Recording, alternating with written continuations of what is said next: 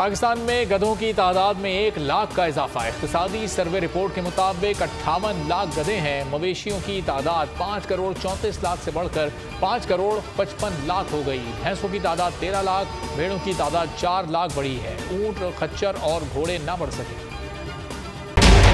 Budget 2023, वादों से इरादों तक का सफर और इससे जुड़ी अवाम की नई उम्मीदें। सरकारी मुलाजिम, मजदूर या हो कारोबारी, टिकटिकी बांधे सबकी नजर है इस साल के बजट पर। क्या हो पाएगी बचत, मिलेगा रिलीफ? जानिए बजट ट्रांसमिशन में, सिर्फ बोल पे।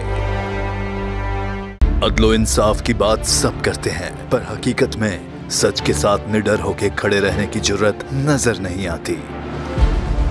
बोल ने तश्कील दी 10 कोर्ट रिपोर्टर्स की टीम, जो केस की बेस तक जा पहुंचे। पैनल पे सफे अव्वल के legal experts, court round up, Neelam Arshad के साथ, सिर्फ बोल पे। सब्सक्राइब करें और बेल दबाएं ताकि कोई खबर रह न जाए।